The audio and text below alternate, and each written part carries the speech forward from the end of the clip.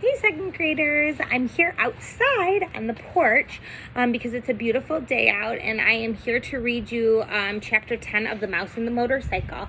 It's called An Anxious Night, and hopefully the wind doesn't kick up too much so that you can hear the whole story here for chapter 10.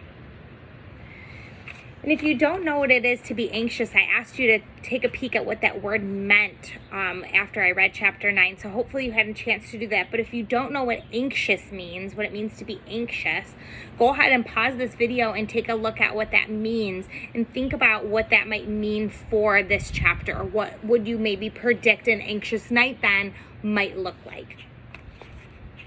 At first, Ralph's scheme worked. Keith delivered the promised bacon, toast, and jelly. The mice ate sparingly and laid aside the leftovers against the day Keith must leave the hotel.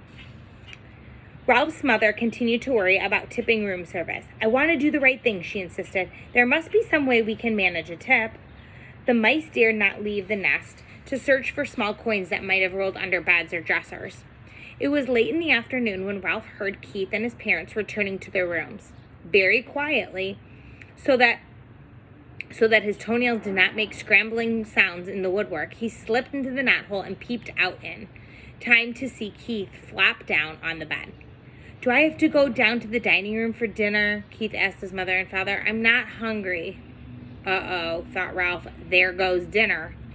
"I told you not to eat the whole bag of peanuts so close to dinner time," said his father. "I didn't eat all of it," said Keith. "That's good," thought Ralph. "At least there would be peanuts for dinner." "You'll feel better after you get washed up for dinner. Hurry along now." When his parents had gone into room 216, Ralph noticed that Keith seemed to drag himself off the bed. He walked to the waste basin, turned on the cold water, moistened his fingers, and wiped them all over his face. Then he turned off the water and gave the middle of his face a swipe with the towel, which he returned to the towel rack in such a way that it immediately fell to the floor. Keith did not pick it up, but there was nothing unusual about this. Boys rarely picked up towels. What was unusual was that Keith returned to the bed, where he sat down and stared at the wall. He didn't play with his cars, nor did he eat the rest of his peanuts. He just sat there. Ralph stuck his head out of the knothole. "Anything wrong?" he asked. "Oh, hi," answered Keith. "I feel sort of awful." "Say, that's too bad." Ralph ventured a little further out of the knothole. "I know what you mean. Thinking about the motorcycle makes me feel awful, too." "It's not that kind of awful," said Keith. "I feel awful in a different way. Sort of in my insides." "Think you'll make it to dinner?" asked Ralph. "Oh, I guess so. Anything I can bring you?" "Whatever's handy," said Ralph, who hesitated to place an order when he could see Keith did not feel like going to dinner at all. "We are sort of depending on you. The housekeeper found all those sheets I had to chew through to get out of the hamper, and I understand she got pretty excited about mice. We are lying low for until the whole thing blows over." A smile flickered across Keith's face. "Don't worry, I won't let you down. I saved you some peanuts. I thought they might be handy for storing." Thought a bee was just by me. "Gee, thanks," said Ralph. Keith got slowly off the bed and poked the peanuts one by one through the knothole. When he had finished, Ralph popped out again and said, "Thanks a lot." Keith smiled and flopped down on the bed once more. Ralph went to work, moving the peanuts away from the knothole to make room for whatever dinner Keith brought. He felt it would be fun to be surprised by the menu this time. It was something of a shock to find that dinner, which was stuffed through the knothole much earlier than Ralph expected, consisted of a couple of broken soda crackers. Ralph poked his head out to see if there was more coming, but Keith was getting into his pajamas. "You're going to bed pretty early?" Keith asked, realizing he did not hear Keith's parents come in. "I felt so awful I couldn't eat, so they told me better go up to bed." Keith tossed his shirt on and pulled his shirt on the foot of the bed and pulled on his pajama top. When his head emerged, he said, "I'm sorry about your dinner. It was the best I could do. All I had was a little soup." "That's all right." Ralph was beginning to be concerned, though. If the boy could not eat, neither could the mice. Keith fell into bed, and Ralph ran off to report the news to his relatives. "What a shame," said Ralph's mother. "The poor boy." "Oh, dear, whatever shall we do?" cried Aunt Dorothy. "Our very lives depend on him." The little cousins huddled together, big-eyed and frightened. "Yes, what about us?" said Uncle Lester. "How are we going to manage if he doesn't bring us our meals? It isn't safe for us to go out pilfering when the housekeeper has declared war on mice." "I knew it was a mistake to depend on people," said Aunt Sissy. "We'll manage somehow. We always have." Ralph's mother was trying to be brave, but Ralph could see how worried she was. After all, he did bring us a supply of peanuts. We should be grateful for that. "He didn't bring many peanuts," Uncle Lester said. "The greedy fellow is probably ill from stuffing himself with nuts when he should have saved them for us. Serves him right." "Now, Lester," fussed Ralph's mother.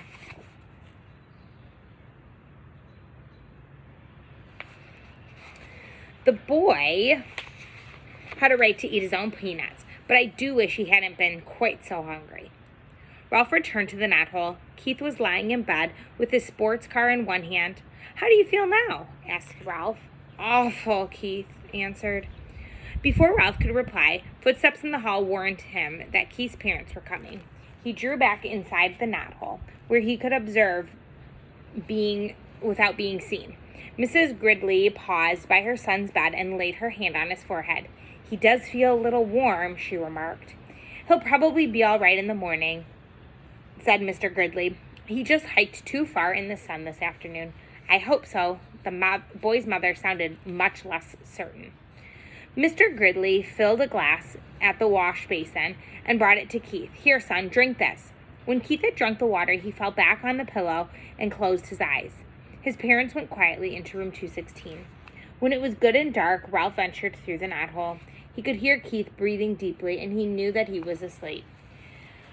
Since he had no one to talk to, he found his little crash helmet where he had hidden it behind the curtain, and after he had adjusted the rubber band under his chin, he climbed up to the windowsill to look out into the world beyond the hotel and to dream about the lost motorcycle. From his perch on the windowsill, Ralph saw that the parking lot held more cars than usual. This meant that the motels back on the highway were full, and travelers had followed the sign pointing to the Mountain View Inn. He could hear the holiday weekend activity in the halls, too. People walking up and down, luggage being set up, keys rattling in the locks. Gradually, as the night wore on, the hotel grew silent, more silent than usual for now. Even the second-floor mice were quiet. There was no scurrying, scrambling, or squeaking inside of the walls. In the silence, Keith tossed in his sleep and mumbled something that sounded like motorcycle. In a moment, his mother slipped through the doorway, pulling her robe over her nightgown. Ralph hid behind the curtain, peeping out just enough to see what was happening. She laid her hand on her son's forehead and murmured, "Oh, dear." Almost at once, she was joined by Keith's father, who was tying the belt to his bathrobe. "What's the trouble?" he asked. "Keith has a fever. He's burning up." Ralph was shocked. The boy really was sick. It was not too many peanuts or not too much hiking. The boy really and truly was sick. The father turned on the lamp by the bedside table, and he too laid his hand on the boy's head. Keith opened his eyes. "I'm so hot," he mumbled. "I want a drink." His mother pulled back a blanket while the father brought a glass of water and held up his son's head so he could drink part of it. Ralph waited anxiously, but this time he was not selfishly concerned about room service. He was concerned about Keith, the boy who had saved him from a terrible fate in the wastebasket, and who had trusted him with his motorcycle, the boy who had forgiven him when he lost that motorcycle, and who had brought food not only for Ralph but for his whole family. We had better give him an aspirin to bring down his temperature," said Mrs. Gridley. Mr. Gridley started towards room 216, stopped and snapped his fingers as if he had remembered something. "I took the last one back in Rock Springs, Wyoming," he said. "I had a headache from driving towards the sun all afternoon. I meant to buy some more when we stopped, but I didn't think of it again until now." "I should have thought of it myself," Mrs. Gridley said. "I knew we were almost out." "Never mind, I'll get some." Mr. Gridley picked up the telephone, listened, shook it, listened again, and said, "That's peculiar. The line seems to be dead." They must disconnect the switchboard at night, said Mother. But surely there is someone on duty by the desk downstairs. Every hotel has a night clerk. I'll go find out, said Father, and slipped out the door into the hallway. I'm so hot, mumbled Keith. I'm so hot. His mother wrung a washcloth in cold water and laid it on her son's forehead. You'll feel better as soon as we get you an aspirin, she whispered. The minutes dragged on. What's keeping him, thought Ralph. Why doesn't he hurry? The hotel snapped and creaked. But Keith rolled and tossed, trying to find a cool spot on the pillow, and his mother wrung the washcloth in more cold water. When's Dad coming? Asked Keith, his eyes bright and his cheeks flushed. In a minute, soothed his mother. He'll be here in a minute. I wish he would hurry, thought Ralph.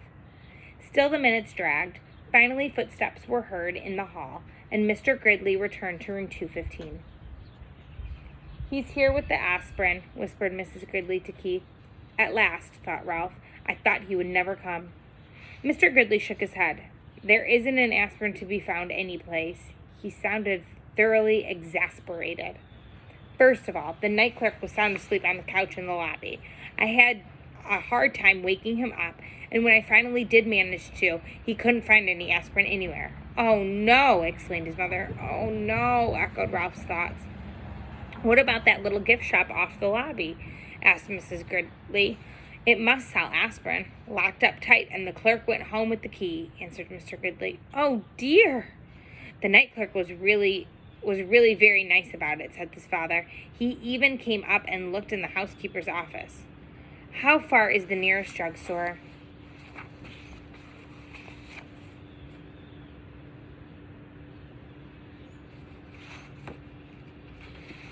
"25 miles back on the main highway," answered the father. "And it closed at 10 o'clock, and it doesn't open until 9 in the morning. The mother held her watch under the lamp, and it's almost 1 o'clock. It is hours until morning. What are we going to do?" "What can we do?" asked the father helplessly. "I even telephoned the doctor. There has been a bad accident on the highway, and he can't come. The night clerk said he would telephone a milkman before he starts his route at 6 and ask him if he can bring some aspirin, but he won't get in here until 7 or later. All we can do is wait." Keith tossed under the cold washcloth. "Mom, I think I'd like to go to sleep now," he muttered thickly. "I guess that's all you can do," said his mother, and bent over to kiss his hot forehead. Ralph did not even wait for the boy's parents to leave the room. As soon as the light was out, he leaped silently to the carpet, and by the time they had gone through the doorway into room 216, he had hidden his little crash helmet behind the curtain and was halfway through the knothole. Somewhere, someplace in that hotel, there must be an aspirin tablet, and Ralph was going to find it. He only wished he had the motorcycle so he could travel faster. So Ralph's going to venture off. The next chapter, as you can imagine, chapter 11, is called The Search. I think we know what they're searching. He's searching for the aspirin to help him feel better. I wonder how dangerous this is going to be for Ralph, though, and if he's going to be successful. What do you think? See you back here for chapter 11.